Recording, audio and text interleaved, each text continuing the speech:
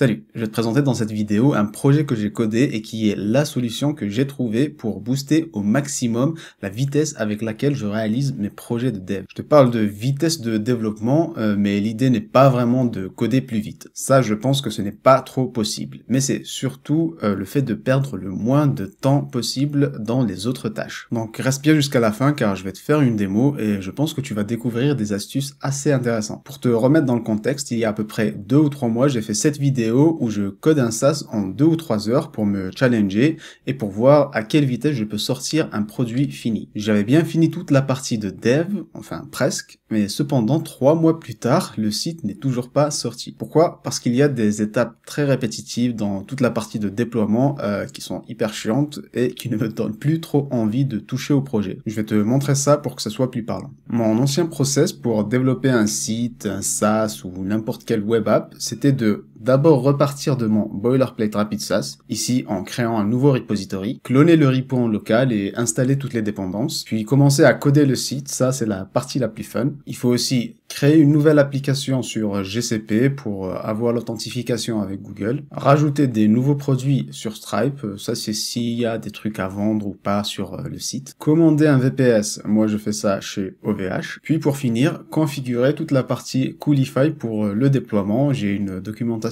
sur le repo que je suis à chaque fois étape par étape pour tout configurer correctement. Si je devais estimer le temps que me prennent toutes ces étapes, je dirais que pour les 3 premières, tout ce qui est cloner, créer le repo, c'est à peu près 5 minutes, c'est rapide. Coder le site, ça c'est variable, on peut pas trop l'estimer. Pour GCP et Stripe, je suis habitué, c'est 5 minutes aussi, c'est rapide. Et pour finir, c'est la partie où je commande le serveur et que je configure Coolify qui là me prend jusqu'à 30 minutes et c'est ce point-là qui est toujours très chiant à faire. Alors là, je sens que tu vas me dire que 40 minutes, ça va, c'est pas si lent que ça, et je te répondrai que oui, si je comptais passer plus d'1 mois sur le projet. Mais si comme moi, tu itères souvent sur plein de petits projets, des micro-SaaS ou des projets à présenter en vidéo, et que tu as une mission freelance ou un CDI à côté à temps plein, je peux t'assurer que 40 minutes, ça commence à devenir du luxe. Donc maintenant, je vais te présenter la solution que j'ai trouvée. Ça se base sur un très vieux truc en Django qui s'appelle l'infrastructure des sites. Je vais te résumer ça très rapidement avant de rentrer dans les détails, mais en gros, grâce à cette infrastructure,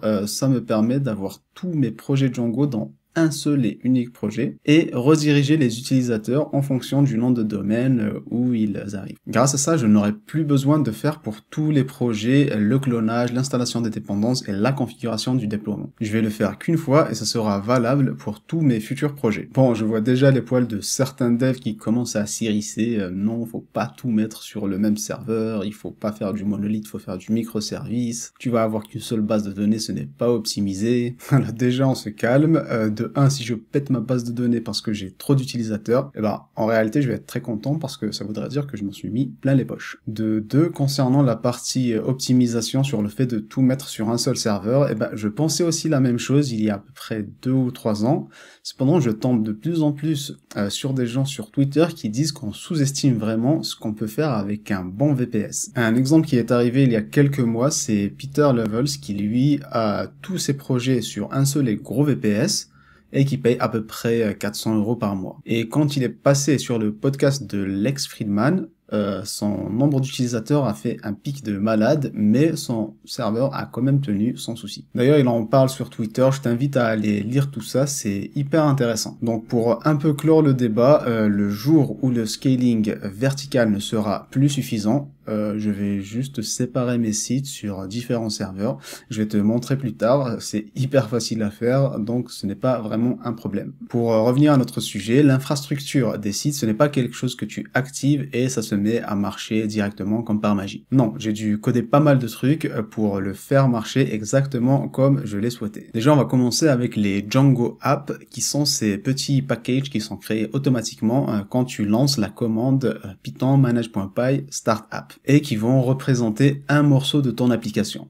Par exemple, tu peux avoir une app pour l'authentification, une autre pour les paiements, etc. Moi, ce que j'ai fait, c'est que j'ai rajouté un autre type d'app qui sont des apps Django standard, mais surchargées et qui sont créées avec la commande manage.py start super app. Cette commande, je l'ai codée assez facilement. Ça fait juste appel à la commande start app standard en se basant sur un template que j'ai dans mes fichiers statiques. Puis, ça va juste mettre à jour quelques variables dans les templates HTML. Une fois la super app créée, on ne va pas la rajouter dans les installed apps comme on le fait d'habitude. Par contre, on va la rajouter dans une autre constante en haut que j'ai appelée multisite pattern. Et ça sera automatiquement rajouté dans les installed apps ici plus bas avec cette ligne-là. Maintenant qu'on a notre super app qui est en réalité un projet à part entière, d'ailleurs je vais l'appeler projet à partir de maintenant parce que super app c'est un peu lourd à dire. Donc une fois qu'on a notre projet, maintenant il nous faut un moyen d'exposer les URL de ce projet-là vers toute notre application Django. Pour ça, dans le module principal des URL, j'ai rajouté ce petit bout de code qui permet de tout connecter automatiquement. Comme ça, quand je crée un nouveau projet avec la commande super app, je n'ai pas besoin de venir sur les URL pour toutes les déclarer. Maintenant, il y a un petit problème parce que comme tu le vois ici, toutes les URL seront préfixées en fonction du nom du projet. Mais qu'est-ce qui se passe si on va vers le chemin de base, juste le slash, ou si je tape juste localhost 8000 sur mon navigateur? Comment il sait vers quel projet rediriger? Eh ben, on peut résoudre ça assez facilement en codant un petit middleware qui va prendre le domaine depuis lequel vient la requête, puis le comparer avec ce qu'on a sur le multisite pattern pour savoir vers quelle application rediriger. Je te montre un exemple ici. En localhost, j'ai déclaré que ça correspondait à mon application RapidSAS et la version IP de localhost correspond à l'application Eurogrid. Je vais lancer mon serveur. Si j'ouvre le navigateur sur localhost 8000, ça m'envoie bien vers RapidSAS, et si je l'ouvre sur l'adresse IP de localhost, ça me renvoie vers Eurogrid. Et là, par exemple, je viens de me connecter sur Eurogrid, mais si je retourne sur localhost, on voit bien que je ne suis pas connecté. Donc c'est comme si c'était vraiment deux applications différentes. Maintenant, avant de te faire une démo, je vais rapidement te parler du reste du projet sans rentrer dans les détails parce que sinon ça va prendre des heures. Chaque projet a une commande Tailwind Watch qui peut être lancée directement via le fichier package.json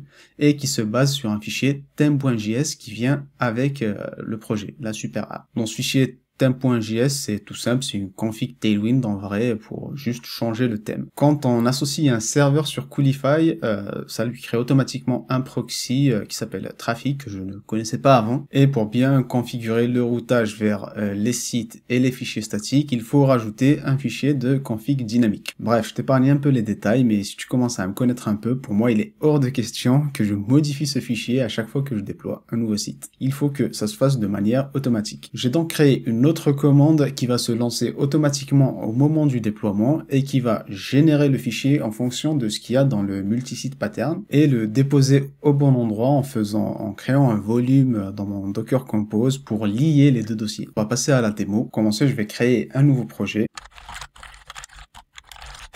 On voit bien qu'il a été créé ici avec tous les templates correctement. Je vais rajouter mon projet dans le multisite pattern.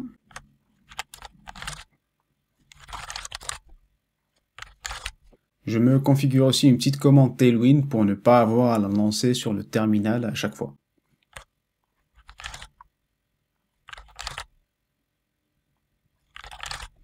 Pour tester en local, je vais juste mettre que localhost va correspondre à mon nouveau projet, puis je lance mon serveur. Et voilà, on voit bien que localhost me renvoie directement sur mon projet, donc ça fonctionne. Je vais push sur GitHub, je vais quand même me mettre en dev, car je vais rebase aussi.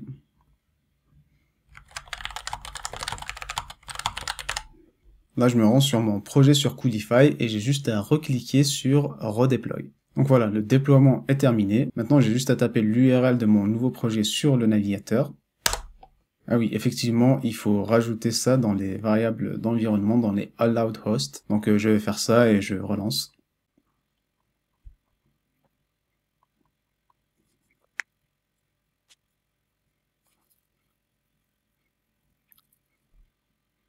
Donc voilà, c'est en ligne, c'était hyper rapide. Alors je n'ai pas eu besoin de commander un nouveau nom de domaine, j'ai juste utilisé le mien avec un sous-domaine. Et vu qu'il pointait déjà sur mon serveur, ça le prend en compte automatiquement. Donc ça c'est hyper sympa pour les petits projets que j'ai à côté, mais s'il faut un nouveau nom de domaine, il va falloir le commander et ça va prendre 5 à 10 minutes. Donc voilà, j'ai quasiment réduit à zéro le temps que je passe sur tout ce qui n'est pas du développement. Je voulais aussi te parler du système d'authentification et de paiement partagé entre tous les projets, mais je pense que ça va prendre du temps et la vidéo commence à être un peu longue, donc je pense faire ça dans une autre vidéo. Donc si tu as aimé et que toi aussi tu veux te créer un petit cocon dans lequel tu peux développer tes applications très rapidement, tu peux checker le boilerplate Rapid SaaS en description. Il y a toutes les fonctionnalités que je t'ai citées dans cette vidéo et il y a aussi le support avec moi en créant des issues directement sur GitHub. Donc si tu as une question, tu peux juste ouvrir une issue et je vais y répondre très rapidement. Oublie pas de like et de t'abonner. Je commence aussi à être un peu actif sur Twitter ou X,